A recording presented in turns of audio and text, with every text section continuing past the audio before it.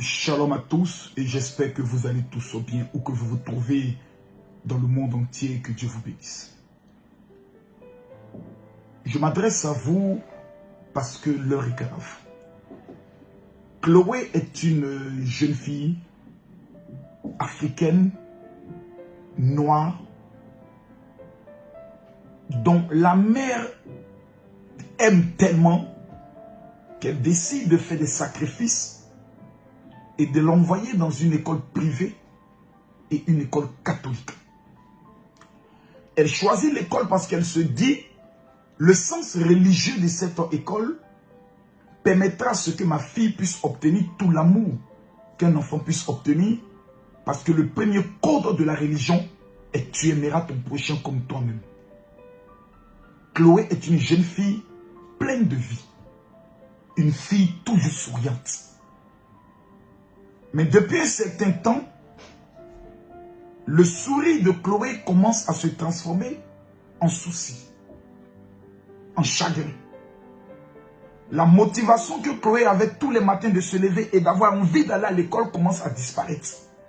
Parce que lorsque Chloé se rend à l'école catholique, du fait que Chloé est noire, elle est sujet d'injures, d'insultes. Jusqu'au jour fatal où Chloé se retrouve le visage totalement défiguré, avec plusieurs points de suture. Son visage est cousu. Sa mère, qui paye son école, se rend dans le but d'avoir des explications. La première remarque qu'elle constate, c'est qu'on a l'impression que Chloé n'est pas une élève comme les autres et est peut-être une sous-élève. On lui cache la vérité et on veut même aller plus loin en méprisant la femme et l'acte qui a été posé, qui est un acte de racisme. En temps normal, si nous étions dans un pays sérieux, d'où les valeurs de la liberté, de la fraternité et de l'égalité étaient respectées, numéro 1, le directeur de l'école serait en garde à vue maintenant pour acte de racisme. Je vous prends un petit exemple parce que la vérité blesse, mais la vérité, il faut la dire. Prenez le cas si c'était un enfant juif qui avait été victime de cet acte et avait le visage défiguré. BF, CNews, France 24, TF1, France 2, toutes les chaînes françaises, pendant au moins 3 jours, nous auraient pourri la tête avec un acte antisémite. Mais quand il s'agit d'un enfant noir, de plus une petite fille qui est blessée et défigurée, on doit prendre le soin de faire toutes sortes de mobilisations afin que les autorités françaises puissent être interpellées. C'est une insulte à la dignité humaine. C'est un véritable scandale et c'est un manque de respect à l'humanité tout entière, parce que les Noirs ne sont pas des chiens, les Noirs ne sont pas des sous-hommes, les Noirs sont des êtres humains. Aujourd'hui, aucune procédure judiciaire contre l'école.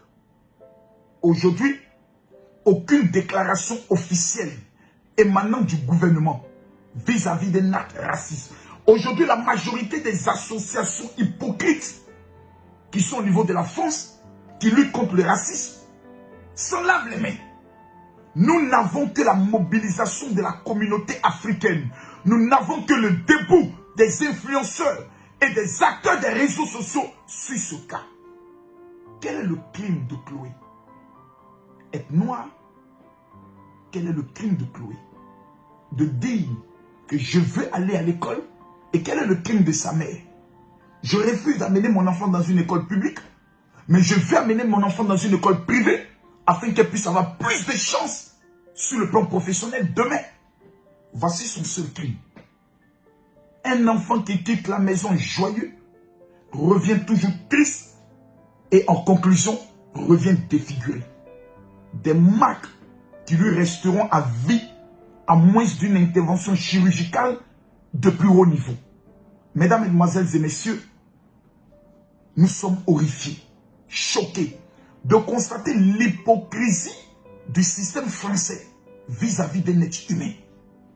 Si Chloé avait perdu la vie, comme plusieurs jeunes noirs qui ont été assassinés par des gendarmes français, dont aujourd'hui sont totalement en liberté, parce qu'on présente après ces jeunes comme étant des délinquants, le cas de Chloé allait être présenté comme étant un accident.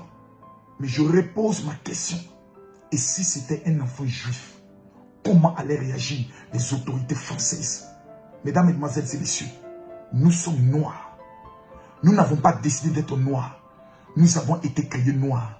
Dieu, dans sa diversité et dans sa beauté, a voulu que certaines personnes aient le teint foncé, d'autres aient le teint jaune, d'autres aient le teint blanc, d'autres aient le teint rouge. C'est tout ce qui fait un arc-en-ciel et ce qu'on appelle le côté magnifique et la beauté de l'humanité. Mais est-ce parce que je suis noir que je dois être traité comme un sous-homme, tandis que toutes les ressources françaises, la richesse de la France est détenue par le système africain? Je me pose des questions. Le cas de Chloé est un cas d'école. Le manque de solidarité dans la communauté africaine noire nous amène à de telles bavures. J'ai pu assister à la grande marche organisée pour Chloé. J'ai été choqué devant moins de 5000 personnes. On ne peut même pas dire moins de 1000 personnes. Mais si c'était le cas d'un juif qui avait été blessé, vous aurez vu toute la communauté juive dans les rues. Les rabbins juifs font des déclarations. Mesdames, Mesdemoiselles et Messieurs, jusqu'à quand allons-nous être divisés? Jusqu'à quand, sur des cas comme le cas de la petite Chloé, nous n'allons pas être unis? C'est nous toujours qu'on nous méprise, qu'on nous brille, jusqu'à ce que nous ayons des candidats à l'élection présidentielle tels que M. Zemmour, dont la tête ressemble à une chauve-souris, qui décide de mener une politique drastique contre les étrangers, c'est-à-dire contre les Arabes et contre les Noirs. Mesdames, Mesdemoiselles et Messieurs, si nous demandons maintenant à la France de faire le rapatriement de tous nos fonds détenus dans les caisses, dans la banque française, est-ce qu'ils pourront supporter le coût des conséquences que cela peut avoir sur l'économie? Mesdames, Mesdemoiselles et Messieurs, le cas de Chloé doit nous interpeller au plus haut point. Demain, cela peut être votre enfant. Le français n'est pas supérieur à l'Africain. Dieu a permis que certaines personnes puissent naître en France, comme Dieu a permis que certaines personnes puissent naître au Mali. C'est la volonté de Dieu. Combien d'enfants africains, noirs, se rendant à l'école, sont victimes de mépris, d'insultes? Combien de parents s'asseyent, parlent avec les enfants pour leur poser la question en leur demandant qu'est-ce que vous vivez à l'école? Le cas de la petite Chloé devait amener tous les parents d'élèves africains, noirs, vivant sur le territoire français à avoir une séance de travail et une séance de parole plutôt avec leurs enfants, en leur présentant l'image de Chloé, en leur expliquant qu'est-ce qui s'est passé et en leur demandant de ne jamais céder au racisme lorsqu'ils sont victimes. 1, ils doivent réagir et numéro 2, ils doivent informer leurs parents qui, dans les plus brefs délais, doivent porter une plainte directe auprès de la justice et organiser la communauté africaine dans le but de manifester. Nous nous sommes assez tus sur le mépris, sur les insultes. Il est maintenant temps que nous puissions réagir et que nous puissions parler. Non pas dans la violence, mais dans la fermeté. Parce que nous ne sommes pas des chiens. Sur ce, que Dieu vous bénisse. Shalom.